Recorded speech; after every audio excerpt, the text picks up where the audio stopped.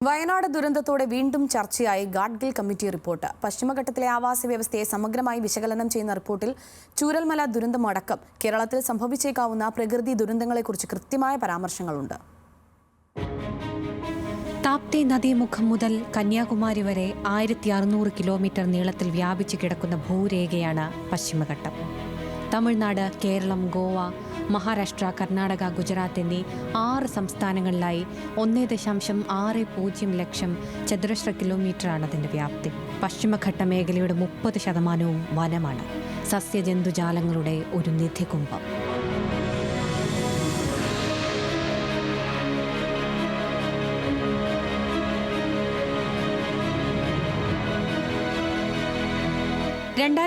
ൽ പശ്ചിമഘട്ട പ്രദേശത്തിന്റെ പരിസര വിലോലതയും പാരിസ്ഥിതിക പ്രാധാന്യവും ഭൗമ പ്രകൃതിയിലെ സങ്കീർണതകളും പരിഗണിച്ച് കേന്ദ്ര പരിസ്ഥിതി വനം വകുപ്പ് മന്ത്രാലയം പശ്ചിമഘട്ട പരിസ്ഥിതി വിദഗ്ധ സമിതിക്ക് രൂപം നൽകി. പ്രൊഫസർ മാധവ് ഗാഡ്ഗിൽ അധ്യക്ഷനായ 13 അംഗ പാനലായിരുന്നു രൂപീകരിച്ചത്. ഒരു വർഷത്തിനു ശേഷം 552 പേജുള്ള റിപ്പോർട്ട് സമിതി സമർപ്പിച്ചു.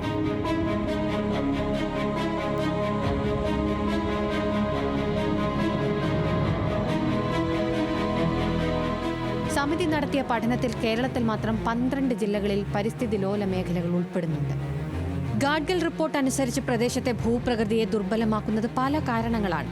ജനസാന്ദ്രത വർദ്ധിക്കുന്നത്, ഭൂമിയിലും വനത്തിലും ഉൾപ്പെടെ വ്യവസായങ്ങളുടെ കടന്നുകയറ്റം, ഖനന പ്രവർത്തനങ്ങൾ, തേയില, കാപ്പി, റബ്ബർ തുടങ്ങിയ തോട്ടങ്ങൾക്കായി സ്വാഭാവിക പ്രകൃതിദത്ത വനങ്ങൾ വെട്ടിനിരത്തിയത്, റെയിൽപാത, റോഡ് നിർമ്മാണം, അങ്ങനെ അടിയന്തര വികസന പ്രവർത്തനങ്ങൾ പോലും പ്രദേശത്തെ ദുർബലപ്പെടുത്തുന്നുവെന്ന് കണ്ടെത്തി.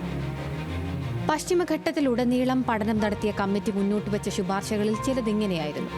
പൊതുഭൂമി സ്വകാര്യവത്കരിക്കാൻ പാടില്ല, പ്ലാസ്റ്റിക് ഉപയോഗം 3 വർഷം കൊണ്ട് നിർത്തണം, പ്രത്യേക സാമ്പത്തിക മേഖലയോ പുതിയ ഹിൽ സ്റ്റേഷനോ പാടില്ല, കൃഷിഭൂമി കൃഷി ഒഴികെയുള്ള ആവശ്യങ്ങൾക്ക് ഉപയോഗിക്കാൻ പാടില്ല, 2016 മേഖലയിലെ ഖനനം നിർത്തണം, സിമന്റ്, കമ്പി, മണൽ എന്നിവയുടെ ഉപയോഗം പരമാവധി കുറയ്ക്കണം, മണൽ വാരലിനും പാറ പൊട്ടിക്കലിനും പുതിയ അനുമതി നൽകരുത് തുടങ്ങിയ നിർദ്ദേശങ്ങളായിരുന്നു നൽകിയിരുന്നത്. പശ്ചിമഘട്ട മേഖലയെ 3ആയി തിരിച്ചായിരുന്നു ഈ നിർദ്ദേശങ്ങൾ ഗാഡ്ഗിൽ കമ്മിറ്റി മുന്നോട്ട് വെച്ചത്. അത് 11 വർഷങ്ങൾക്കപ്പുറമാണെന്നത് ഓർമ്മയിലുണ്ടായിരിക്കണം.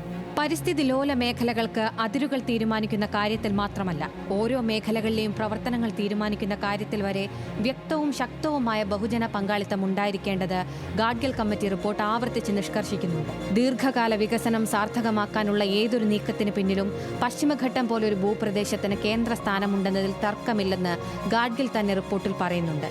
പ്രകൃതിയെ ഉൾക്കൊള്ളാതെ പ്രവർത്തിക്കുന്നിടത്തോളം പ്രകൃതി ദുരന്തങ്ങളിൽ നിന്നും വിടുതൽ അസാധ്യമാണെന്ന് പശ്ചിമഘട്ട പരിസ്ഥിതി വിദഗ്ധ സമിതി പഠന റിപ്പോർട്ട് അടിവരയിട്ട് പറയുന്നു. ഉരുൾപൊട്ടിയും മലയിടിഞ്ഞും മണ്ണൊലിച്ചും ആ റിപ്പോർട്ടിന്റെ ഓർമ്മപ്പെടുത്തലുകളും പുനർവായനകളുമാവുകയാണ് ഈയിടെയായി നമ്മുടെ മഴക്കാലം. News desk, news Malayalam.